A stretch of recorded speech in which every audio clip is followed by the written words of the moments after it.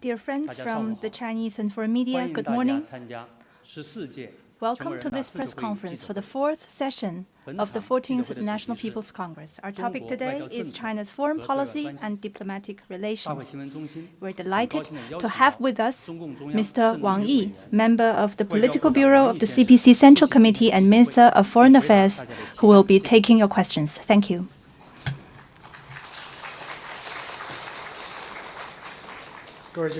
Friends from the media, good morning.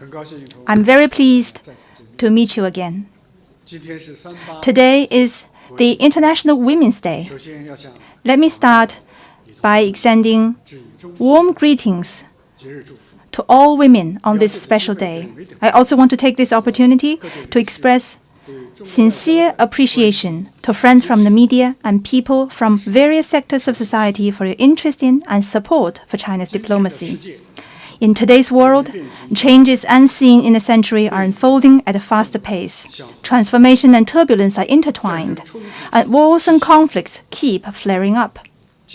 In today's China, we are forging ahead at full speed in building a great country. Our national rejuvenation is unstoppable, and our country's international influence is rising steadily.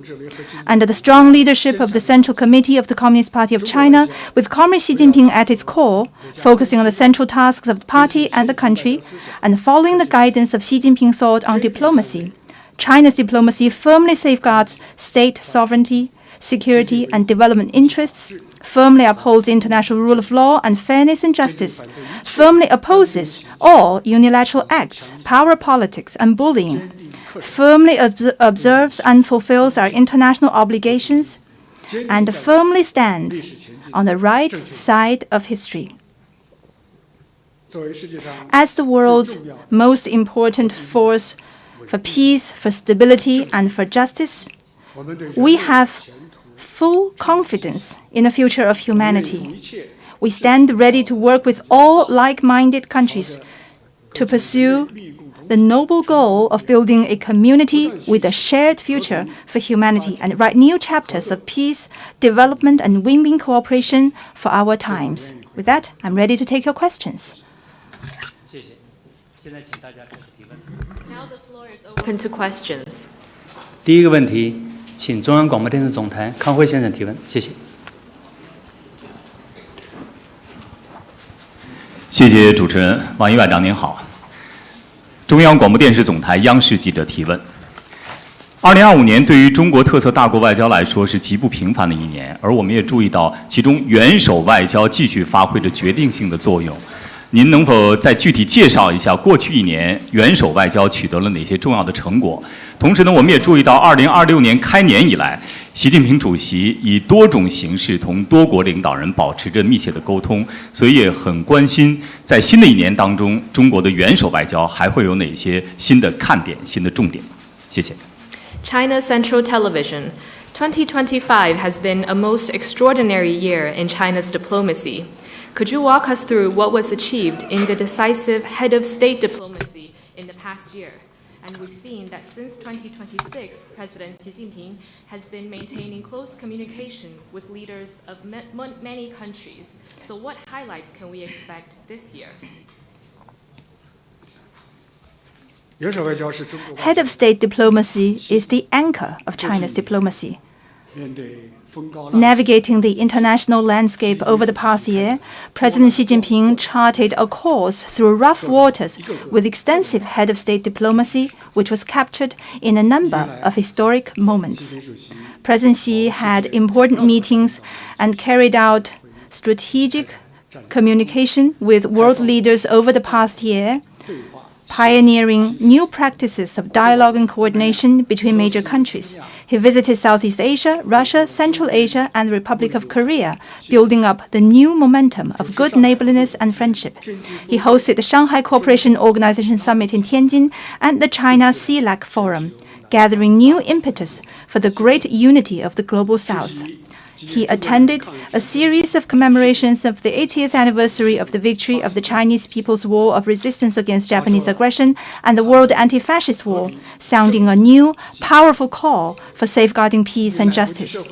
Through head of state diplomacy over the past year, the international community has had a better understanding of, has been drawn closer to, and has had greater trust in and higher expectation of China.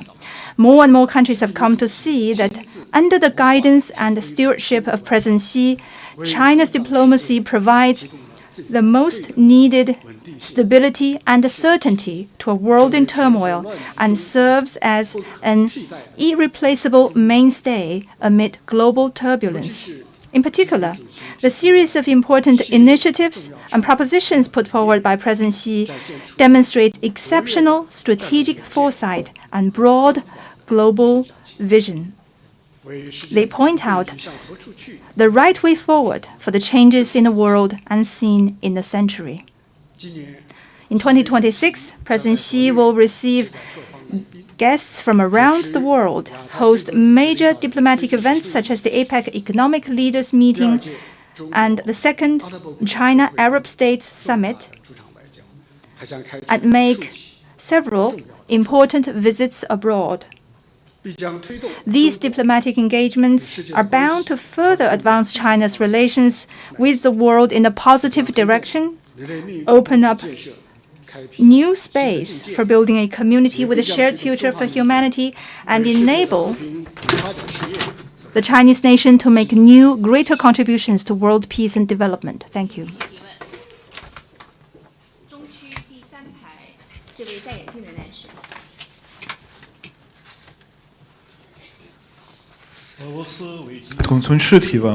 中国多次声明反对蓄意侵犯他国主权和安全的行为。面对复杂国际形势，中俄两个大国如何才能对抗重塑国际法和全球贸易规则的企图？谢谢。Sputnik News Agency. China has stated on many occasions its opposition to the deliberate infringement of other countries' sovereignty and security. Given the complex international situation, how will China and Russia, two major countries, counter the attempts to reshape international law and global trade rules? This year marks the 30th anniversary of the China-Russia Strategic Partnership of Coordination and the 25th anniversary of the China-Russia Treaty of Good Neighborliness and Friendly Cooperation. In a fluid and turbulent world, China-Russia relationship has stood rock solid against all odds. How is that achieved? I think the main reason is that the China-Russia Strategic Partnership of Coordination has been based on equality, respect, and mutual benefit since day one. It embodies the essence of a new type of international relations and represents the direction of a new type of major country relations. China and Russia are strategically independent. We always respect each other's core interests, do not impose the agenda of one on the other, and keep to the principle of non-alliance, non-confrontation, and not targeting any third party. China and Russia share a high degree of political mutual trust. Working back to back lies at the heart of this relationship. And the strong strategic resilience enables it to defy any external instigation or pressure. China and Russia act in close coordination.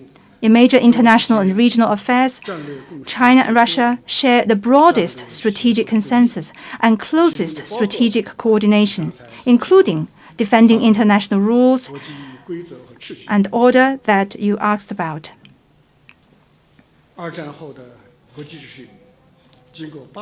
Through 80 years of wind and rain, the post-World War II international order has once again come to a critical juncture. Last year, the heads of state of China and Russia attended the commemorations of the victory of the anti-fascist war in each other's countries. And the two sides issued 3 important joint statements on deepening comprehensive strategic coordination, cementing global strategic stability, and upholding the authority of international law. This has sent a clear message to the world about resolutely upholding the correct view of history on World War II, safeguarding the fruits of the victory of the war, and opposing unilateral bullying acts. 80 years ago, China and Russia together contributed to the building of the post-war order. Today, 80 years on, China and Russia together will add momentum to the advent of a multipolar world. Thank you. 谢谢，请大家继续提问。请南区第二排第二位女士，谢谢。谢谢主持人，我是深圳卫视执新闻的记者。中方宣布，今年11月将在深圳举行亚太经合组织第33次领导人非正式会议。想请问王外长，您期待今年会议将达成哪些重要成果？您如何看待 APEC 对推动亚太合作的作用呢？谢谢。Shenzhen Satellite TV. China has announced that the APEC Economic Leaders Meeting will be held in Shenzhen in November this year. What important outcomes will the meeting deliver, and how do you see the role of APEC in promoting Asia-Pacific cooperation? This is a very timely question. This year is the APEC China year. We will host APEC for the third time. From Shanghai in 2001 and Beijing in 2014, to Shenzhen this year, APEC in the past 25 years has experienced ups and downs in regional cooperation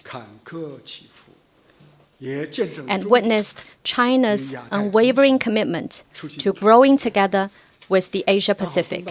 To be a good host, China will focus on one central objective throughout the whole year. That is, to translate the goal of building an Asia-Pacific community into action and turn its blueprint into reality. Decades have passed since the concept of Asia-Pacific community was first put forward. The idea must not stay on paper or remain just a vision. We hope to find an answer in Shenzhen, an answer that delivers broad consensus, clear priorities, and workable steps, so that people in the region can associate with and get into action in building an Asia-Pacific community. Through intensive communication with all parties, we have decided on this year's APEC theme, that is, building an Asia-Pacific community to prosper together. APEC Shenzhen will focus on the three priorities of openness, innovation, and cooperation, and once again chart the course and rally strength for Asia-Pacific cooperation at the crossroads.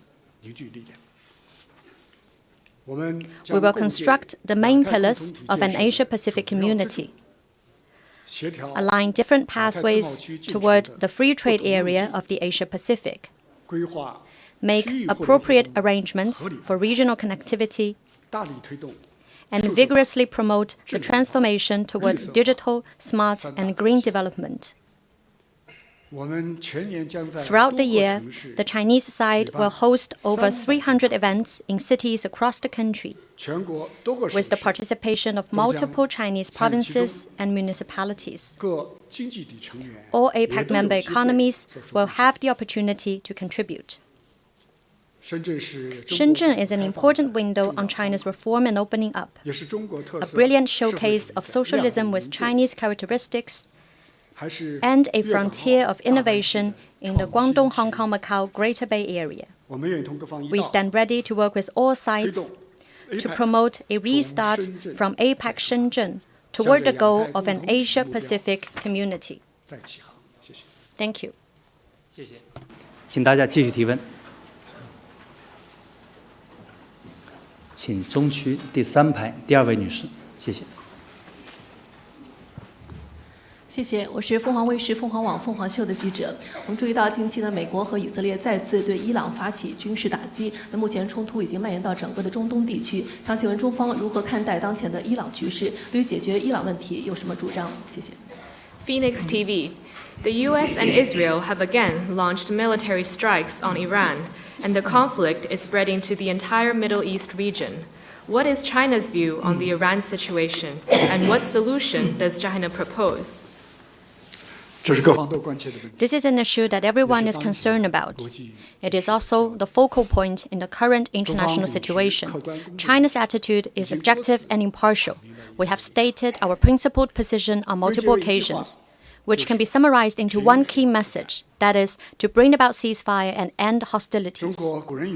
Ancient Chinese wisdom warns that weapons are ominous tools and should not be used without discretion. Seeing the Middle East engulfed in flames, I want to say that this is a war that should not have happened. It is a war that does no one any good. The history of the Middle East tells the world time and again that force provides no solution, and armed conflict will only increase hatred and breed new crises. Once again, China calls for an immediate stop to military operations to avoid the spiraling escalation of the situation and prevent the conflict from spilling over and spreading. China is of the view that to find the right and proper solution to the issues relating to Iran and the Middle East, the following fundamental principles must be observed. First, respecting state sovereignty. Sovereignty is the cornerstone of the current international order. We believe that the sovereignty, security, and territorial integrity of Iran and all countries in the Gulf region should be respected and must not be violated. Second, rejecting the abuse of force. Might does not make right. The law of the jungle must not return and rule the world. Willful use of force does not prove one's strength. Civilians are innocent and should not be victimized. Third, non-interference in internal affairs. The people in the Middle East are the true master of the region. Middle Eastern affairs should be determined by regional countries independently. Plotting color revolution or seeking regime change will find no popular support. Fourth, promoting political settlement of hotspot issues. China always believes that peace is the most precious. All sides should return to the negotiating table as quickly as possible, resolve differences through equal dialogue, and make efforts for realizing common security. Fifth, major countries should play a constructive role and use their strength in goodwill. Another ancient Chinese adage reads, "When benevolence and justice are not practiced, the position of strength shifts." Major countries should act in the spirit of justice and righteousness and contribute more positive energy to peace and development of the Middle East. As a sincere friend and strategic partner, China stands ready to work with Middle Eastern countries to implement the Global Security Initiative and restore order to the Middle East, restore tranquility to the people, and restore peace to the world. Thank you. 请大家继续提问。南区第一排这位女士。谢谢主持人，我是新加坡亚洲新闻台 CNA 记者。China proposed the Global Governance Initiative last year, alongside its participation in mechanisms such as the Shanghai Cooperation Organization and BRICS.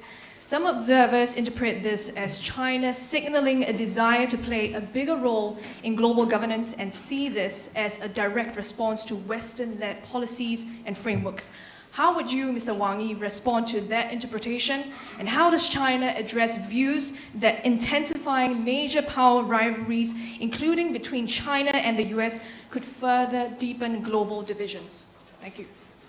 亚洲新闻台，去年中国提出了全球治理倡议。一些观察人士认为，中国提出该倡议以及参与上合组织、金砖国家等机制，表明中方希望在全球治理中发挥更大作用，直面西方主导的政策和机制。您对此有何回应？有观点认为，包括中美在内的大国竞争加剧，可能进一步加深全球分歧。您对此怎么看？我愿向大家介绍一下。Well, I will share with you In details, the GGI proposed by President Xi Jinping. In today's world, challenges of a global nature keep emerging. The governance deficit becomes more prominent, and multilateralism is under severe shock. The Global Governance Initiative, GGI, put forward by President Xi Jinping could not be more timely and was quickly echoed by over 150 countries and international organizations. The UN Secretary-General commented on the spot that the core concepts of the GGI align closely with the values upheld by the UN. China then initiated the Group of Friends of Global Governance, which was launched successively at the UN headquarters in New York and its office in Geneva. Many countries, especially Global South countries, joined the group with great enthusiasm. Why is the GGI able to draw such widespread response? I believe the key lies in the 5 major principles advocated by the GGI, namely sovereign equality, international rule of law, multilateralism, a people-centered approach, and real actions. They meet the common expectations of the international community and reflect the shared aspirations of people from all countries. The most explicit message of the GGI is that the leading status of the UN must be upheld, not challenged. The central role of the UN must be strengthened, not weakened. The UN is not perfect, but without the UN, the world would only be worse. Creating parallel structures outside the UN, or worse still, putting together various exclusive blocs and circles, is unpopular and unsustainable. The most unequivocal requirement of the GGI is that the UN must keep pace with the times, improve its governance system through reform, and adapt to the evolving international situation and the changing dynamics in the global balance of power in the 21st century. In particular, it should increase the voice and representation of countries of the Global South and better reflect the legitimate demands of developing countries. The goal is to build a more just and equitable global governance system. China is a founding member of the UN and a staunch defender of its cause. As the largest developing country, China is more conscious of the ardent expectations of Global South countries. Both the Shanghai Cooperation Organization and the BRICS, which China took part in building, take abiding by the UN Charter as their primary guideline. And both are exploring and accumulating useful experience for reforming and improving global governance. China calls on more countries to participate in and support the GGI and work together to revitalize the UN, defend the UN, and make the UN stronger. Thank you. 继续提问，请北区第3排第1位男士。 Thank you. With CNN. Mr. Foreign Minister, as you know, since Donald Trump's return to the White House, U.S.-China relations have been tumultuous, so his planned visit to Beijing later this month has been highly anticipated. Given this, how will the ongoing U.S.-Israeli strikes on Iran affect this trip? And also, ahead of this trip, he seems to be pursuing a détente with China. Notably, he did not mention China directly even once in his latest State of the Union address. So there are concerns in Washington that he might make concessions to China on issues such as Taiwan during the visit because of his focus on reaching trade and commercial deals. How would you respond to this view, and what does China want out of this visit, and what are your expectations of bilateral ties after the visit? 所以王外长您好，我是美国有线电视新闻网的记者。你也知道，特朗普总统重返白宫之后呢，美中两国关系是跌宕起伏。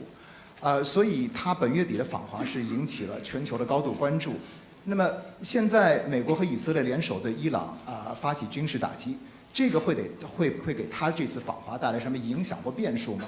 那么与此同时，在他访华前夕，他似乎寻求保持两国关系的一种缓和状态，包括在最新的国情咨文中是罕见的对中国是几乎只字未提。所以华盛顿就有人担心，他在访华期间会不会因为致力于要与中方达成经贸商业方面的协议，在其他问题上，包括台湾问题上，对中方做出让步？所以您对此有何回应？那么中方对他的这次访华以及接下来两国关系的走向有什么判断和期望呢？谢谢。你把我们翻译的工作都替代了。You have done all interpreters' work. 而且提的问题很长。And that's a long question. So that's a well thought out one. 越来越多。And 中美关系总是要回答的。I would like to say that we should 中美关系牵动各方，影响 have an answer on China-US relations because it is one of far-reaching and global implications. Turning our backs on each other would only lead to mutual misperception and miscalculation. Sliding into conflict or confrontation could drag the whole world down. China and the US are both big countries. Neither side can remodel the other, but we can choose how we want to engage. That is, to commit to a spirit of mutual respect, to hold the bottom line of peaceful coexistence, and to strive for the prospect of win-win cooperation. That's what serves the interests of Chinese and American peoples, and that's also the expectation of the international community. It is heartening to see that the presidents of the two countries have led by example. By maintaining good interactions at the top level, they have provided important strategic safeguard for the China-US relationship to improve and move forward. And they have brought the relationship back on an even keel after the ups and downs. This year is indeed a big year for China-US relations. The agenda of high-level exchanges is already on the table. What the two sides need to do now is to make thorough preparations accordingly, create a suitable environment, manage the risks that do exist, and remove unnecessary disruptions. China is always committed and open. It is critical that the US work in the same direction. I believe that when the two sides treat each other with sincerity and good faith, we will be able to lengthen the list of cooperation and shorten the list of problems. We will be able to, under the strategic guidance of the two presidents, produce results satisfactory to both peoples, achieve consensus welcomed by the whole world, and make 2026 a landmark year of sound, steady, and sustainable development of China-US relations. Thank you. 请继续提问。请南区第二排这位巴基斯坦的记者提。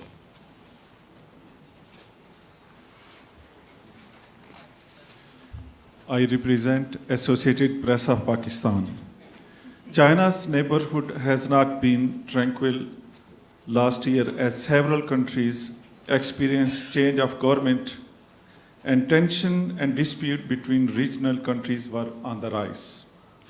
How does China view the situation in the region, and what does China expect to achieve this year in its neighborhood diplomacy?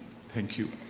巴基斯坦联合通讯社，我们注意到去年中国周边环境并不太平，多国政局出现变化，地区国家间矛盾争端有所增多。中方如何看待周边形势？对今年周边外交有何展望？ Neighbors helping neighbors and building an amicable neighborhood is part of Chinese tradition and culture. China always places the neighboring region in a priority position of its diplomatic agenda. President Xi Jinping has put forth the principle of amity, sincerity, mutual benefit, and inclusiveness for China's neighborhood diplomacy in a new era. Last year, the CPC Central Committee held the first conference on work related to neighboring countries, which set the goal of building a community with a shared future with neighboring countries. This shows that our understanding of and commitment to the neighboring region are deepening, and this is also welcomed and supported by the neighboring countries, including Pakistan. The world is entering a period of turbulence, but Asia has managed to maintain overall stability and rapid growth, contributing over 60% of global growth in the past year. This is no easy feat, but a result of the collective efforts of China and the neighboring countries. Surely, there are often political changes within countries in the region, and complex, sensitive issues left from history still exist between countries. But the underlying character of good neighborliness and friendship remains unchanged, and the prevailing trend of win-win cooperation remains unchanged. A key factor underpinning peace and stability in the region is China's steadfast commitment to the policy on fostering an amicable, secure, and prosperous neighborhood, to the principle of amity, sincerity, mutual benefit, and inclusiveness, to the vision of shared future for humanity, and to open regionalism and true multilateralism. Imagine this: should China act like some traditional powers bent on carving out spheres of influence, provoking camp-based rivalry, and even adopting a beggar-thy-neighbor approach, would Asia still be as stable as it is today? Would the international community still be able to benefit from the development opportunities of Asia? Facts show that China is always an anchor for regional security, an engine for development and prosperity, and a champion of the shared values of Asian countries. We are happy and proud to play this role, and we stand ready to step up such efforts in the future. Thank you. 谢谢，请提下一个问题。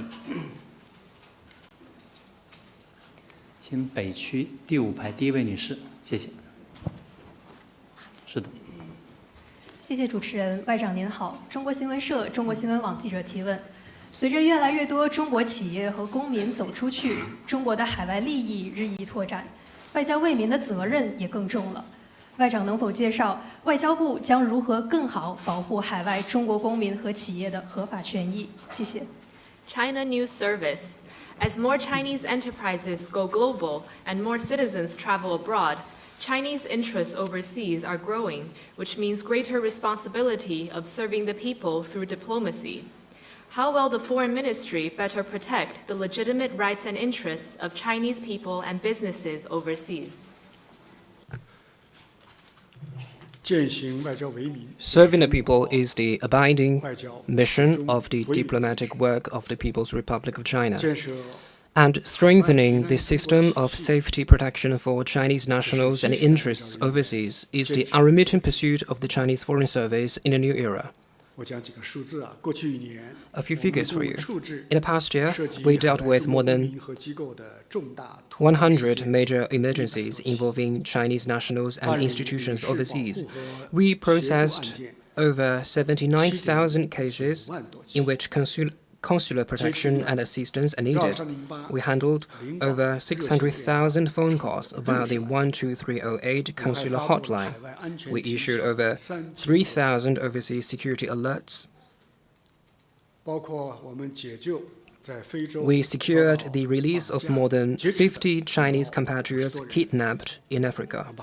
And we worked with neighboring countries to crack down on online gambling and telecom fraud, bringing back tens of thousands of individuals.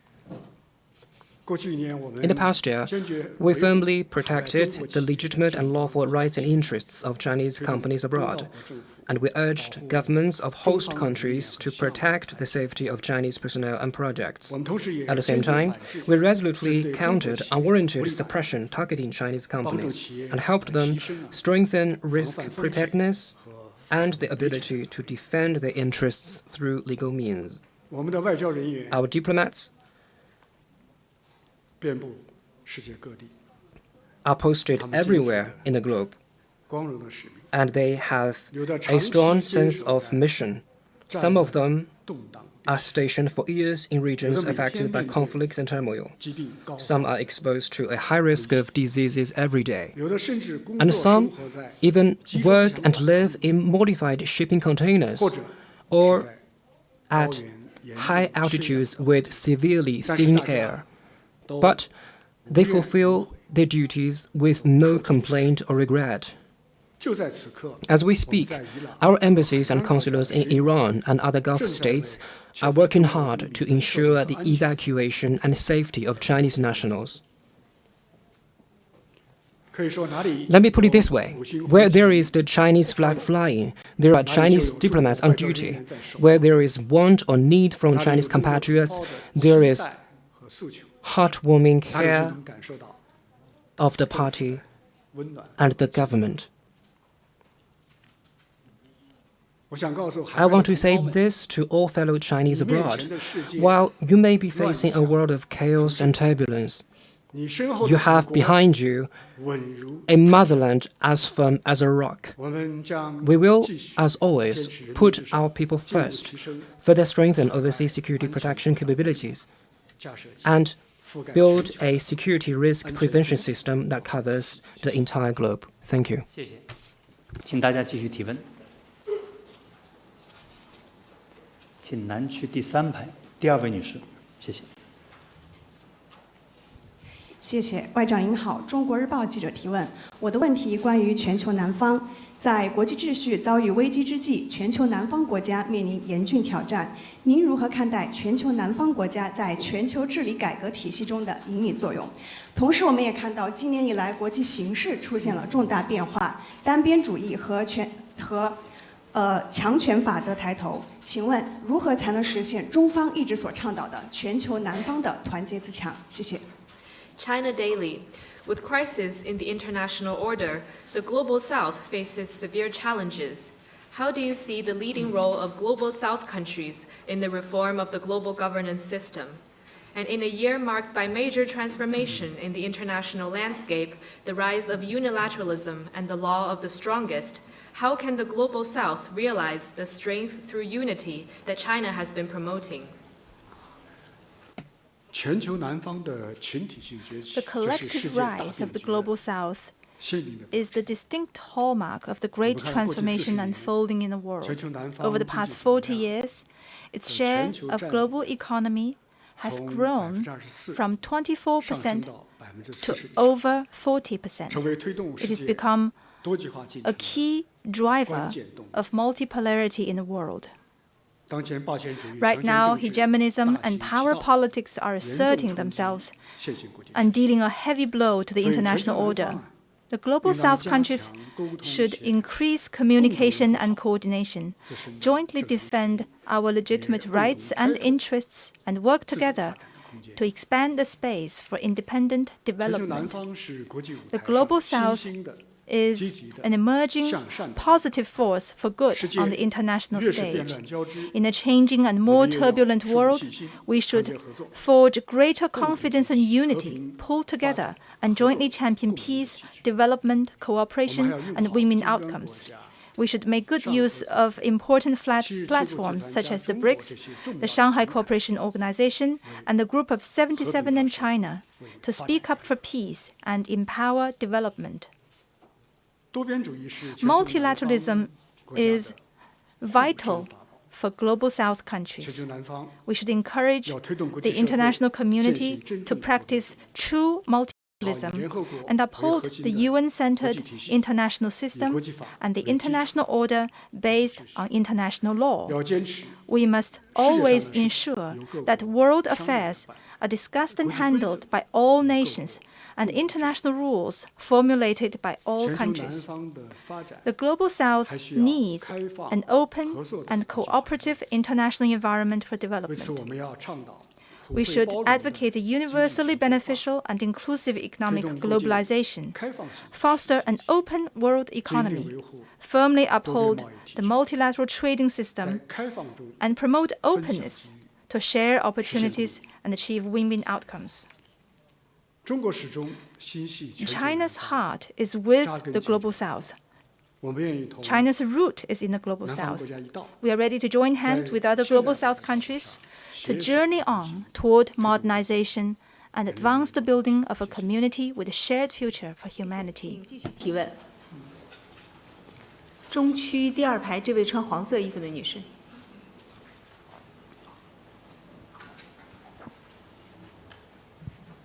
Good morning, Efe from Spain. Mr. Minister, the return of Trump has forced Europe to reassess its reluctance towards China, and during the last few months, several European leaders have visited Beijing. So, what mistakes and what positive steps does China believe Europe is making in this rapprochement? And does China see this as a sign of a greater strategic autonomy from Europe? Thank you.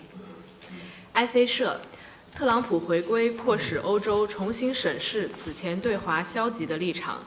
近几个月，多位欧洲领导人访华。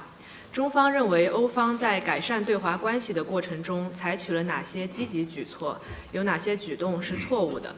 中方是否将欧方接连访华视为欧洲增强战略自主的表现？其实我们看到去年以来。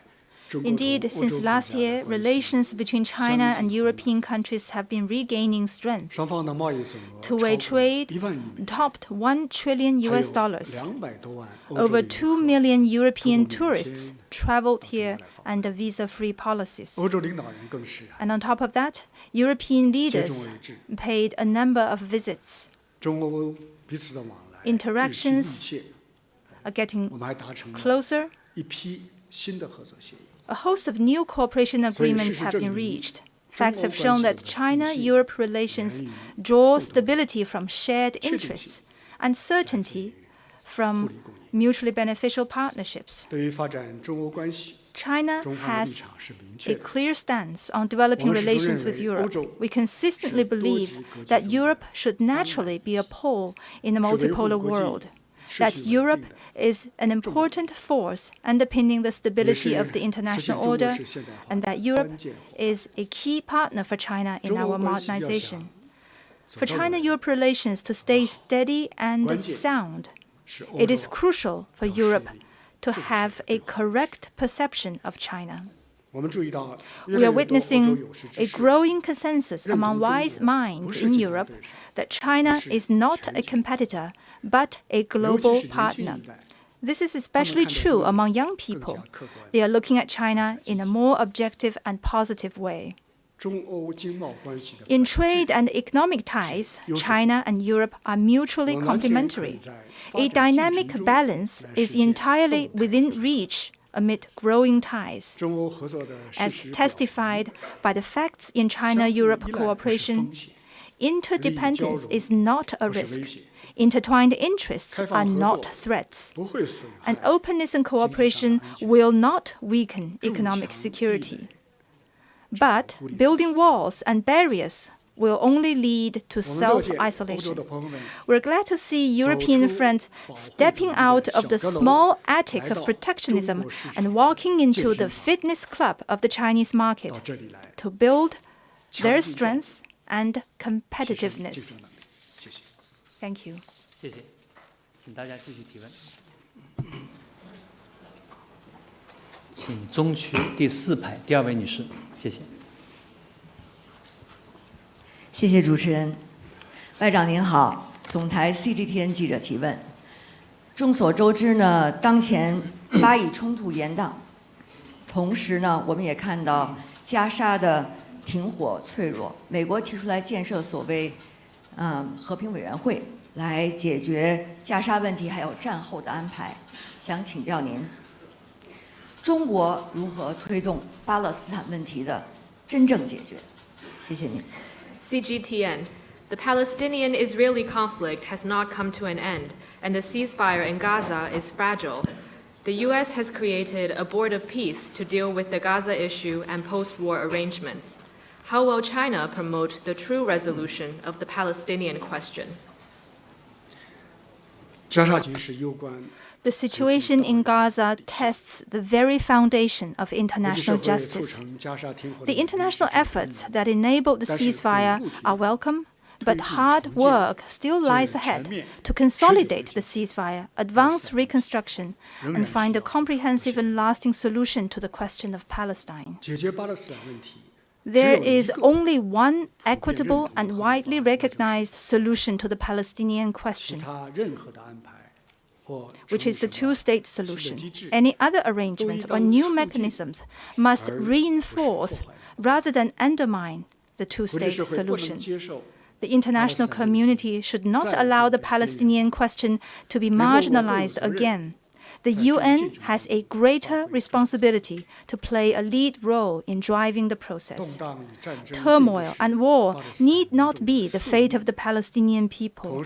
Like people elsewhere, they have a legitimate right to be free from war and to enjoy peace and development.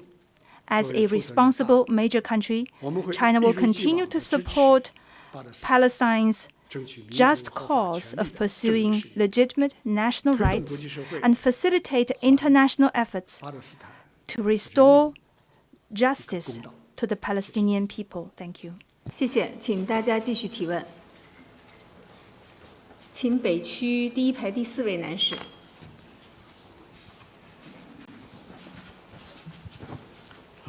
Thank you, NBC. Respected Minister Wang Yi, you have spoken of China-U.S. ties as most consequential relationship over time, with strategic choices that will shape world history. So, given all the happenings, would China accept the J2 format cited by some, including President Trump himself, as a framework for China and the U.S. to shoulder joint responsibility in addressing global challenges? If not, what alternative framework would you propose that will prevent confrontation with the United States and assure the world that China's rise is not aimed at overturning the existing international system? Thank you. 美国全国广播公司凌曾表示，中美关系是当今世界最重要的双边关系之一。中美两国的战略选择影响世界历史的演进方向。中方是否接受包括特朗普总统本人在内的人提出中美共治的框架，共担责任，应对全球性挑战？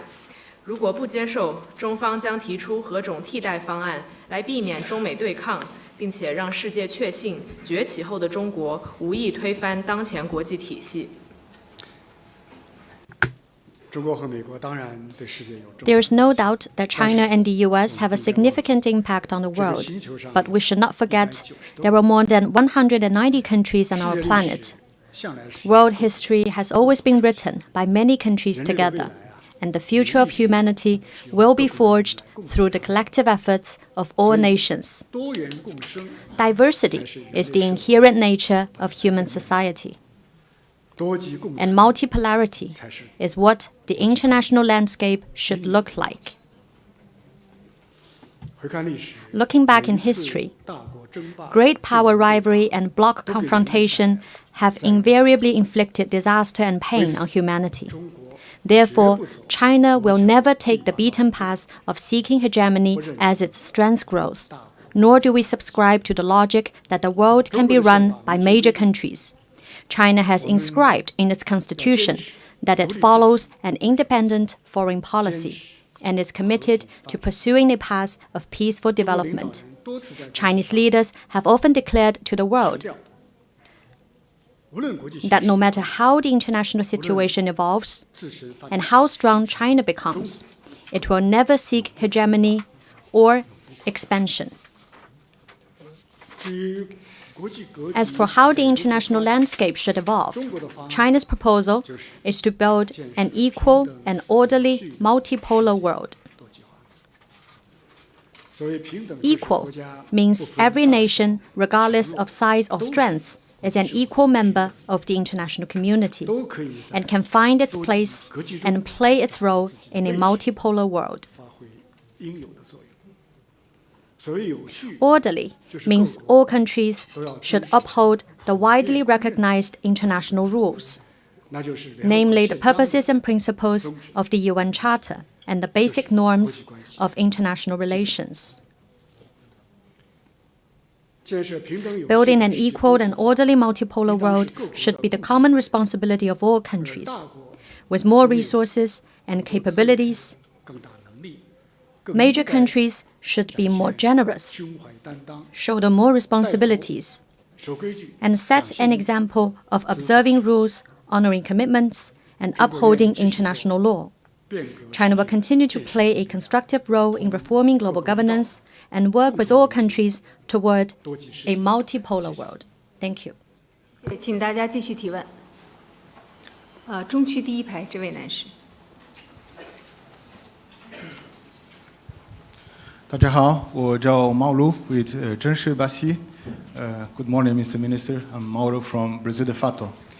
So the national security strategy of the U.S. launched last year makes evident that the U.S. priority is to interfere in China-Latin America relations by pressuring Latin American countries, trying to cut economic and other ties between the two parts.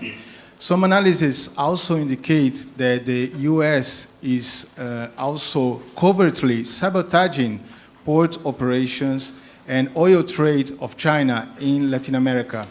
How will China respond to this challenge that threatens the possibility of bringing to a new level the China and Latin America and the Caribbean relations as exposed in China's policy paper on Latin America and the Caribbean released last year? Thank you very much. 谢谢。真实巴西媒体集团，美国去年发布的国家安全战略报告清楚表明，美国的优先事项是通过施压拉美国家切断中拉经济和其他联系，来干预中拉关系。还有一些分析指出，美国正在暗中破坏中国在拉美的港口运营和石油贸易。中方去年发布中国对拉丁美洲和加勒比政策文件，提出推动中拉关系再上新台阶，而美方上述政策和做法显然对此构成挑战，中方将如何应对？ 非常欢迎来自拉美的记者 Well, 们。 you are most welcome, friends and media from the Latin American countries. 21世纪的国际舞台 Old scripts from the 19th century shouldn't be acted out on the international stage of the 21st. 拉丁美洲的资源 The resources of Latin America and the Caribbean, LAC, belong to the people there. The path of LAC countries should be chosen by their people. 与谁交朋友 And the choice of friends is a decision for LAC countries alone. 中拉合作 China-LAC cooperation is about the mutual help and support between Global South countries. 回看过去半 Looking back, China-LAC relations grew significantly over the past 50-plus 关 years. 键在于中 The key lies in the fact that China always respects Latin American people 坚持同 and commits to equal treatment and mutual benefit with LAC countries. 我们从来不搞 We never engage in geopolitical schemes, 也从来不 nor interfere in other countries' internal 我们也 affairs, 从不要求 nor ask others to pick sides. 去年的中拉 At last year's ministerial meeting of the China CELAC Forum, 我们共同启 we 动 jointly launched 5 programs for solidarity, development, civilization, peace, and people-to-people bonds, 我们共同擘画了 drawing a blueprint for China and LAC countries' joint march toward modernization. 我愿再次强调，中拉 I would like to emphasize that cooperation between China and LAC countries does not target any third party and should not be subject to interference by any third party. We have great confidence in the future of China-LAC relations.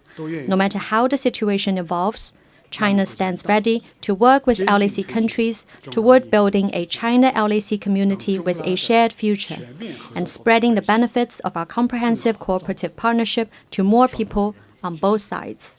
Thank you. 请大家继续提问。请南区第一排第4位男士，谢谢。谢谢主持人。外长您好，新华社记者提问：“15规划建议提出要坚持高质量发展，推动经济持续健康发展和社会全面进步。请问外交部在紧密围绕15规划、服务以高质量发展、推进中国现代化建设方面有哪些创新举措？”谢谢。新华 News Agency. The recommendations for the 15th Five-Year Plan for Economic and Social Development underline the need to pursue high-quality development and drive sustained, sound economic development and all-around social progress. What new measures will the Foreign Ministry take in connection to the 15th Five-Year Plan to contribute to the advancement of Chinese modernization through high-quality development?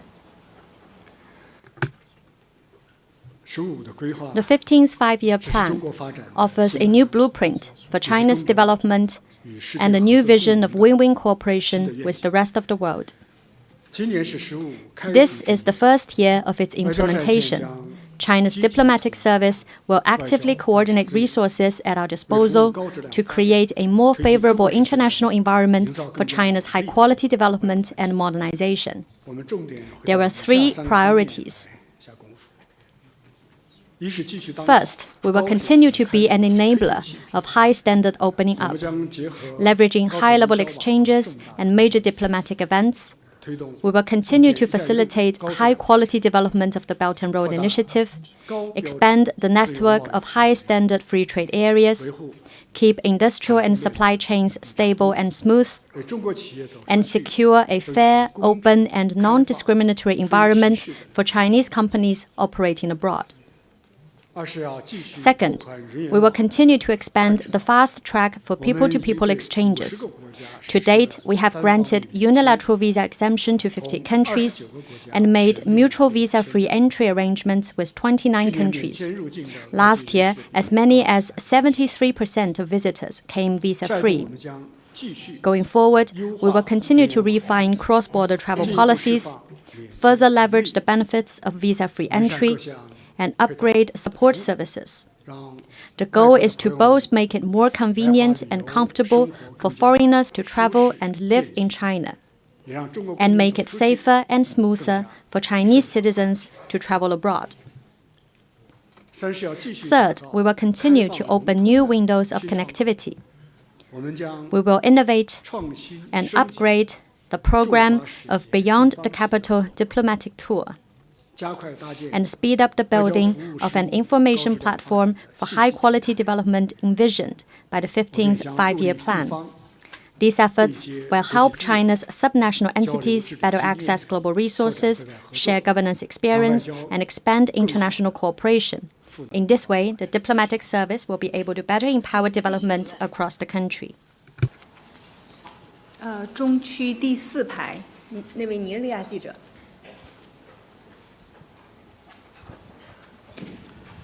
Mr. Minister, my name is Fortune Abang from the News Agency of Nigeria. This year marks the 70th anniversary of diplomatic relations between China and Africa. This year is also designated as the China-Africa Year of People-to-People Exchange.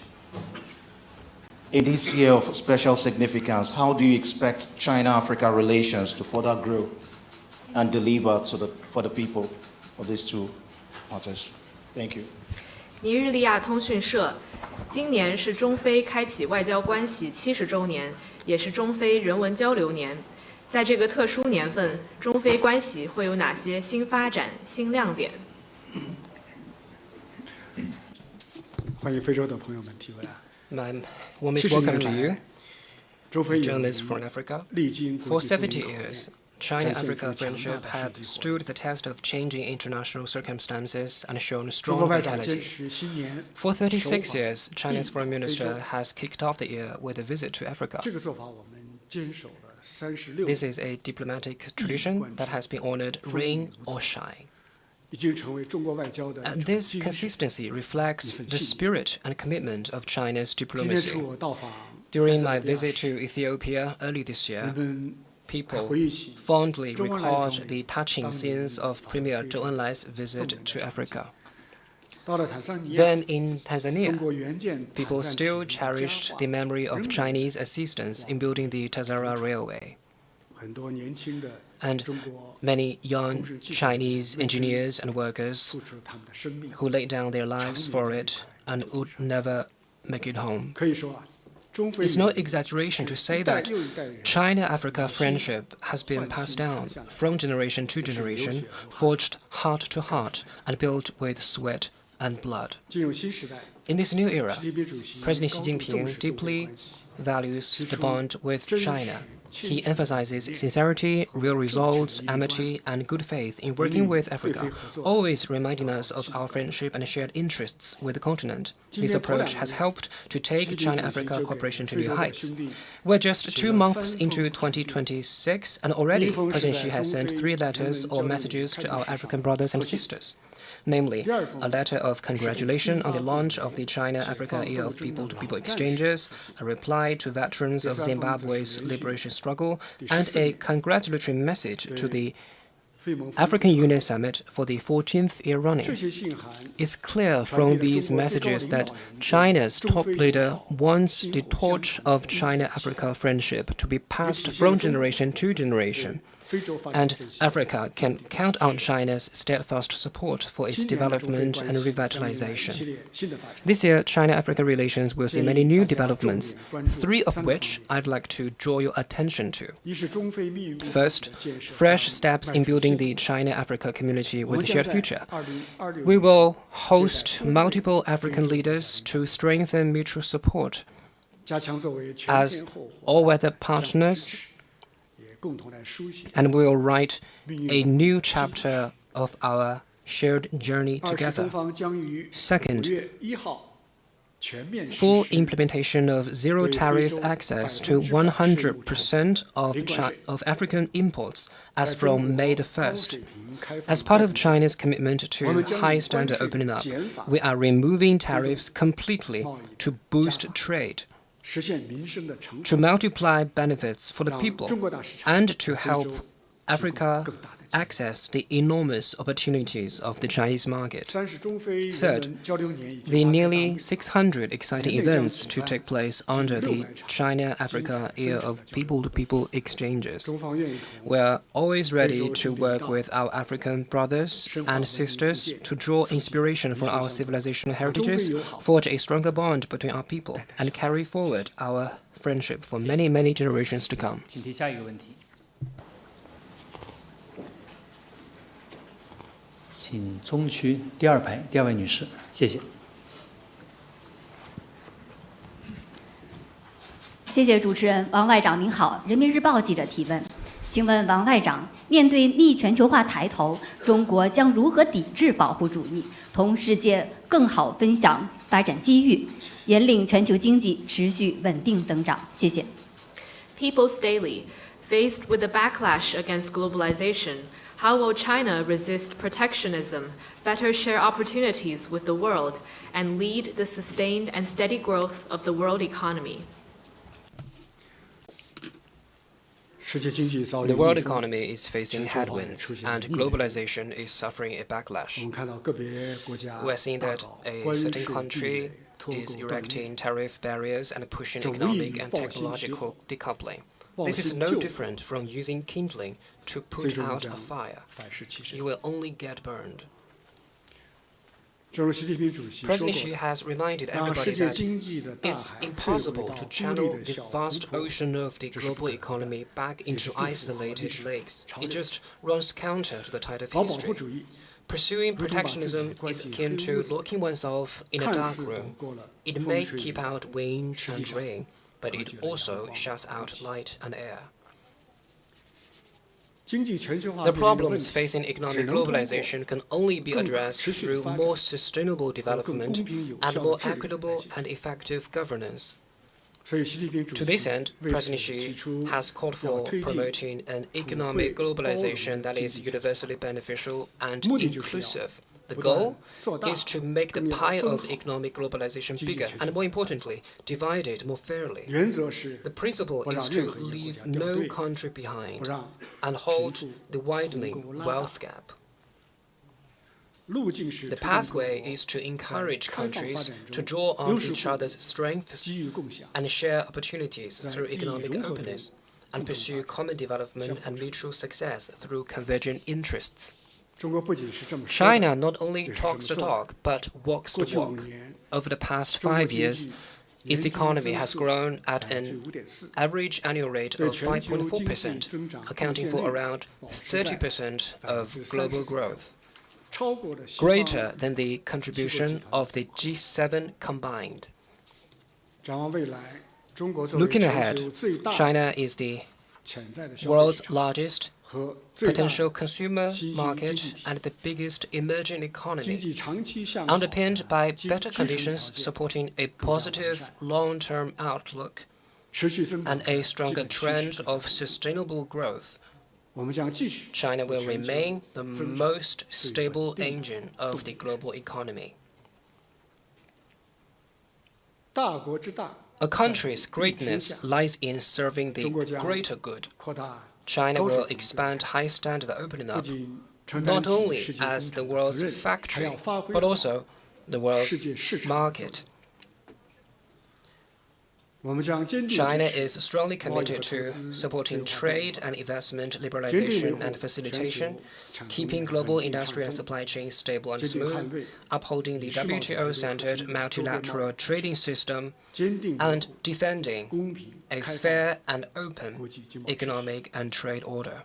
The world can count on China to deliver new contributions to strong and sustainable global growth. Thank you. 继续提问。北区第二排第3位记者。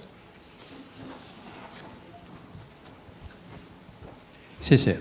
共同社的记者提问：去年11月，中方曾对日本首相高市早苗的涉台言论提出强烈抗议。当前中日关系面临挑战，各方面交流合作也受到影响。今年2月，高市首相赢得大选后，日本政府表示始终敞开对话窗口。请问中方对今年中日关系的发展有何期待？谢谢。Kyoto News. Last November, China protested strongly against Japanese Prime Minister Sanae Takaichi's remarks concerning Taiwan. China-Japan relations currently face challenges affecting exchanges and cooperation in various fields. After Prime Minister Takaichi won the general election last month, the Japanese government said it remains open to dialogue. What expectations does China have for its relations with Japan this year?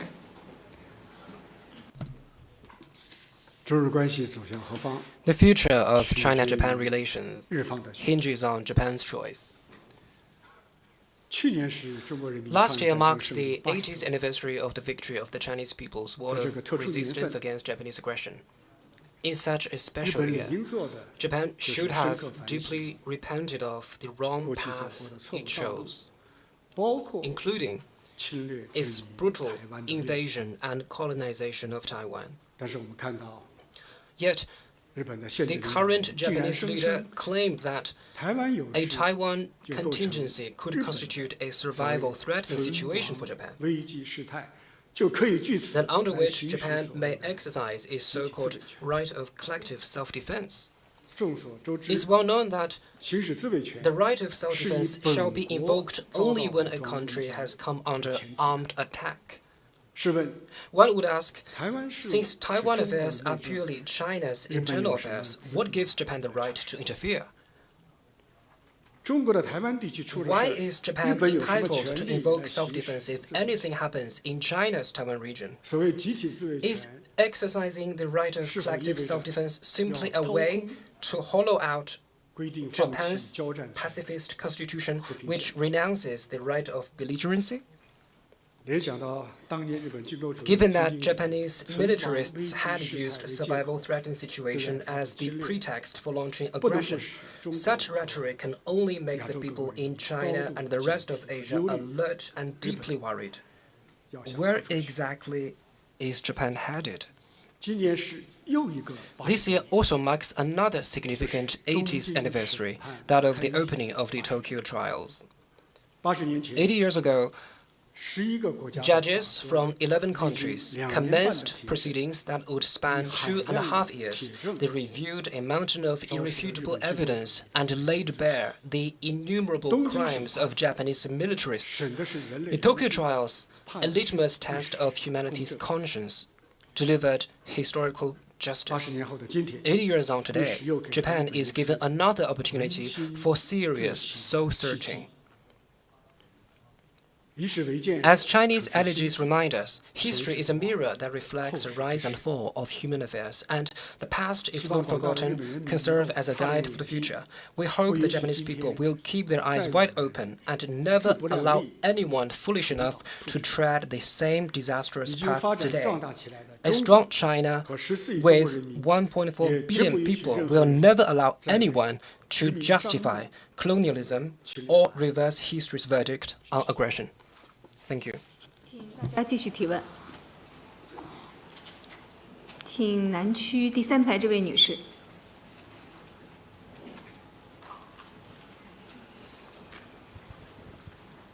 Good morning. Question from Antara Indonesia National News Agency.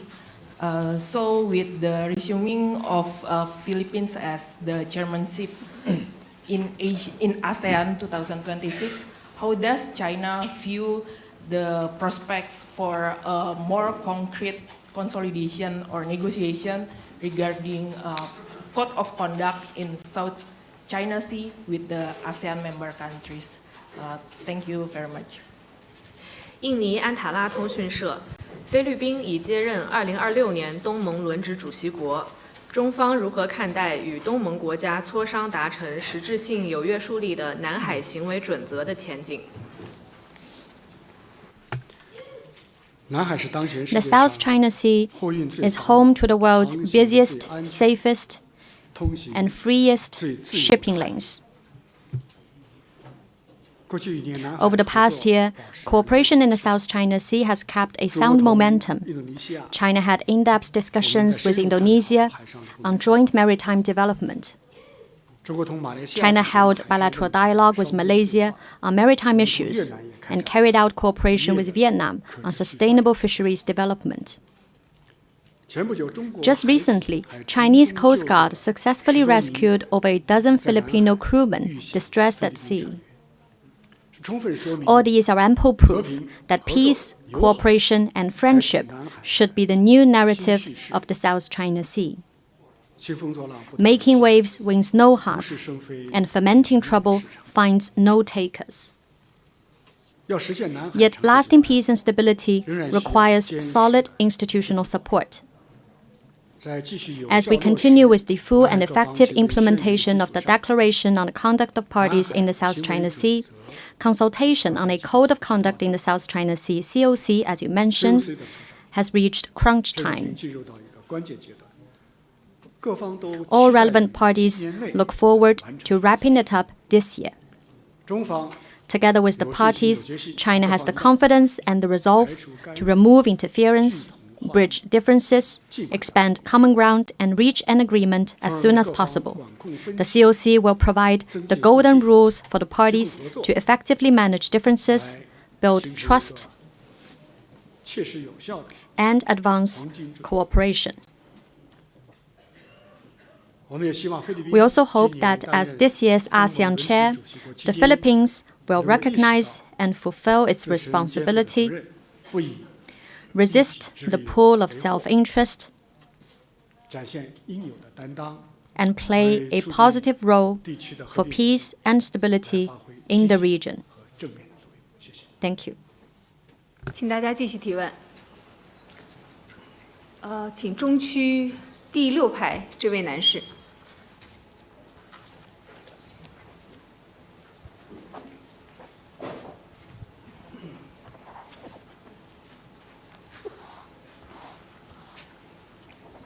Mr. Minister. India-China relations are now looking up and on the course of normalization. India is also set to host BRICS Summit this year.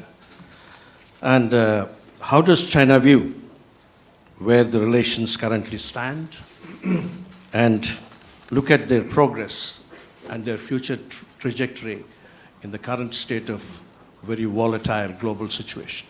Thank you. 印中关系如今步入正常化轨道。今年，印度担任金砖主席国，中方如何看待两国关系的现状、改善进展和未来走向？确实，去年8月，习 In August last year, President Xi Jinping and Prime Minister Narendra Modi had a successful meeting in Tianjin. Building on the fresh start enabled by the Kazan meeting in 2024, it brought about further improvement in China-India relations. Both sides are earnestly implementing the important understandings of our leaders. We are heartened to see re-energized interactions at all levels, a new record in bilateral trade, and closer people-to-people exchanges. All this has brought tangible benefits to the two peoples. As each other's important neighbors and members of the Global South, China and India enjoy profound civilizational ties and share extensive common interests.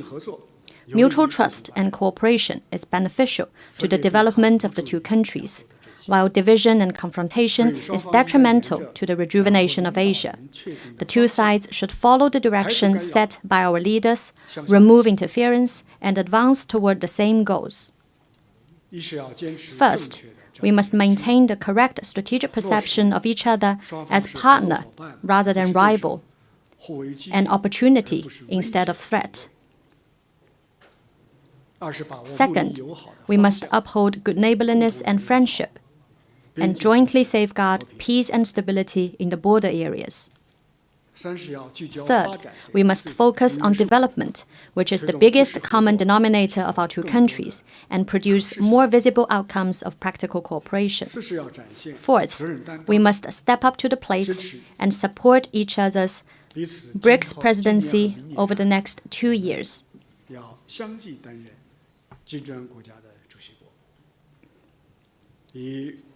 So that together we can make BRICS cooperation more substantive and bring new hope to the Global South. Thank you. 请提下一个问题。请北区第一排第二位女士，谢谢。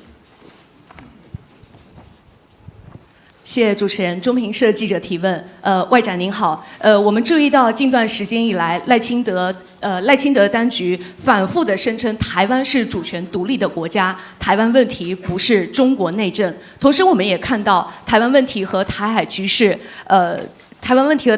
不断的升温，解放军的这个台海军演也越来越靠近台湾。所以想请问外长，您如何评估在台海发生这个就是擦枪走火的这样的一个风险，以及中方是否设定了这个两岸统一的时间表和路线图？谢谢。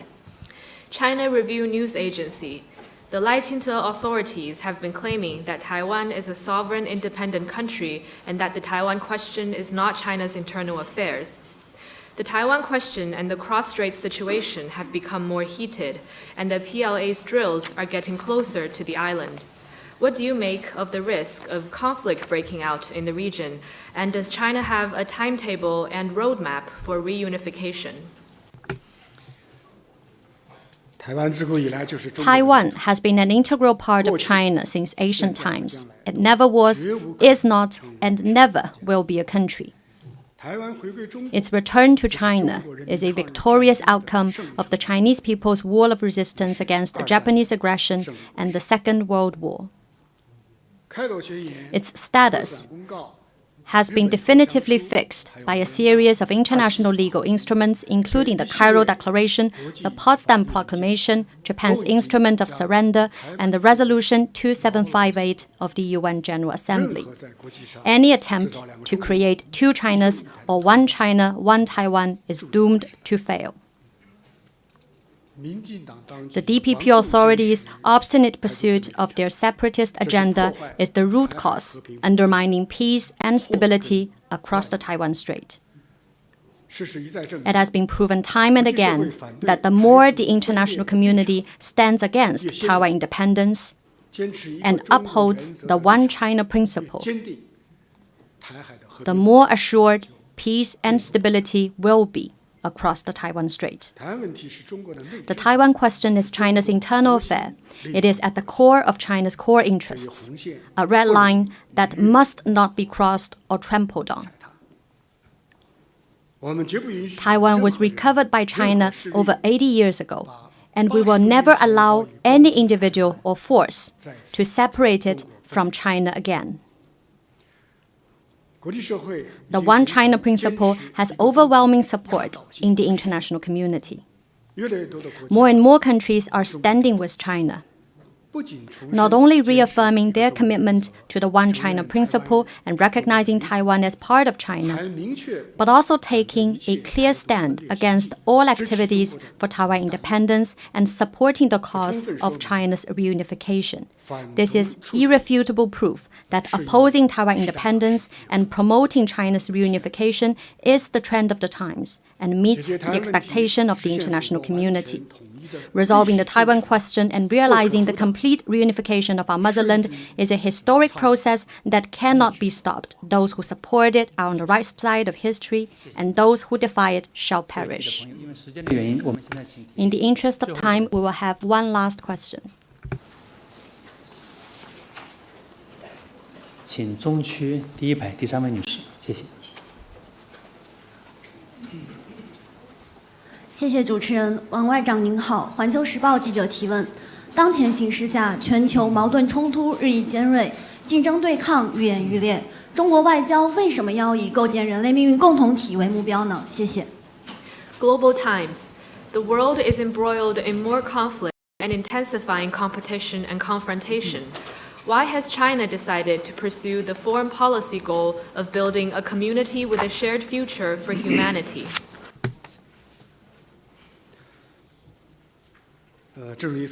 You're right in saying that humanity finds itself in an era fraught with challenges. Throughout history, even in the darkest times, there have always been those who never stopped chasing ideals and light. President Xi Jinping is such a pioneer. With the foresight and the compassion of a leader at the helm of a major country, President Xi answered the big question of where humanity is headed by proposing to build a community with a shared future for humanity. His message is clear. Our enemies are not each other. They are war, poverty, hunger, and injustice. We cannot defeat them by fighting alone or looking after only ourselves. Instead, we must rally the world and build a common future. Alone, one is helpless. United, we can have great strength. The truth and value of this vision are sinking in with people around the world. It is like a beacon lighting the way forward for humanity. This vision encapsulates how China sees its role in the world and in history as a major country. The Chinese have always had a noble tradition of acting for the common good and pursuing harmony for all. Our great rejuvenation as a nation and our rise as a country of 1.4 billion people will not follow the beaten track where big powers vied for supremacy and territory. On the contrary, we will take a path of peaceful development, and we encourage other countries to take the same path. Together, we can build an open, inclusive, clean, and beautiful world that enjoys lasting peace, universal security, and shared prosperity. We are encouraged by the growing support for this vision. More than 100 countries and international organizations have embraced it, and nearly 80% of people around the world are in favor. Over 40 countries and regional organizations have joined us in realizing this vision. This attests to the saying that right makes might. A righteous cause is sure to garner mighty support of world's countries and pull the strength of the people. The future of humanity is bright, but it will not dawn on its own. Building a community with a shared future for humanity is both a beautiful vision and a historic process. It requires the united efforts of many generations. China will press ahead with conviction and concrete steps and work with any and all to make it a reality. Thank you. 中外记者朋友们，今天的记者会到此结束，谢谢王毅外长，谢谢大家，再见。 The press conference now concludes. Thank you. 谢谢。